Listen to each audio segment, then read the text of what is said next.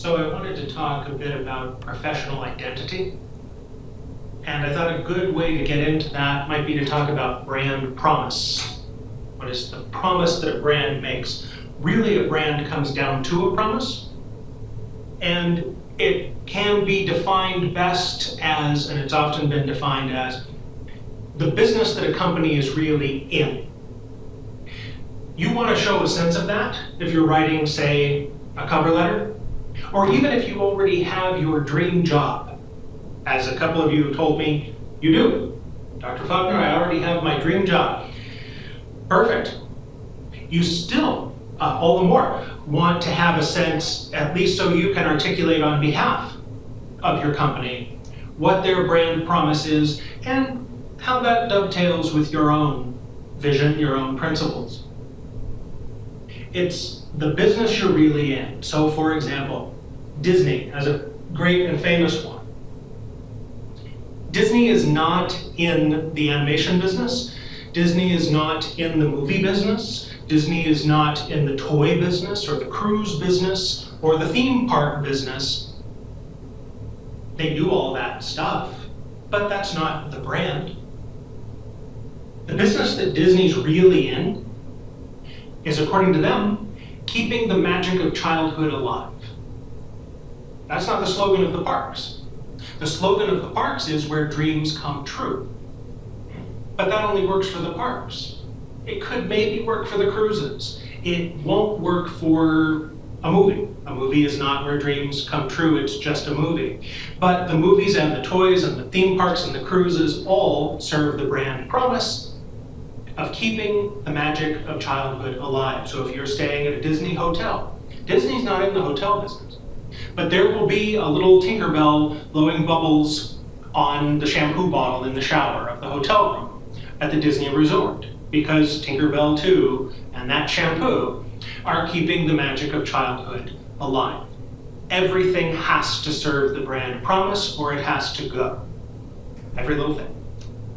So, let's take another example, Coca-Cola. Coca-Cola is not in the beverage business. Coca-Cola's brand promise has a few parts. Refresh the world in mind, body, and spirit. Body comes second, by the way. Inspire moments of optimism. Create value and make a difference. Those are the parts adding up to the Coca-Cola brand promise. You don't see drinks in there anywhere. It's not a drink business.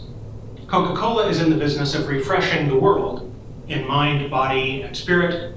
Coca-Cola is in the business of, yes, creating value, but even before that, inspiring moments of optimism, making a difference.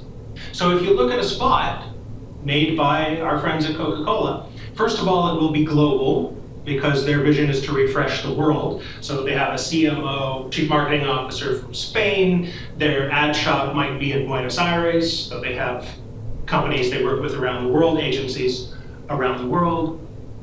The music may be by a Swedish DJ, and the actors may be American.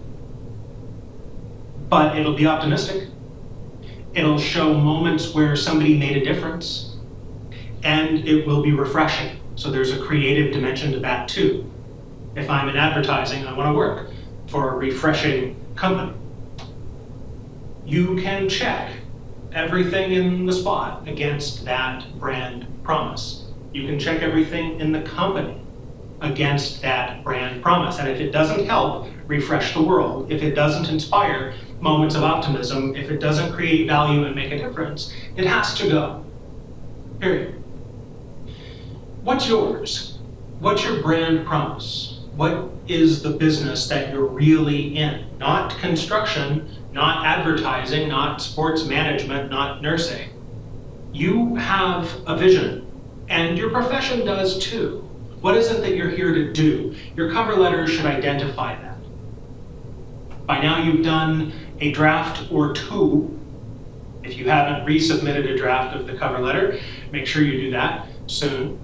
But look at the Coca-Cola material on Canvas and look at those questions about it. Work your way through those and think about okay, what is this business that Coca-Cola is really in? And what business am I really in? You know, the Coca-Cola example is just an example. Disney is just an example. It's a chance to think about how the things we do are really just part of a bigger promise. And I would submit to you that your professional identity has something to do with that promise that you make. That's what I'm hiring. When I hire someone, I'm looking for that promise. What is it that you bring? What is your brand, if you want to put it that way? And if there's nothing there, if it's just a skill set, well, I want the person who comes in 5 minutes later who's got the same skill set and a sense of mission, and a sense of promise, and a sense of identity. Somebody who knows what business they're really in.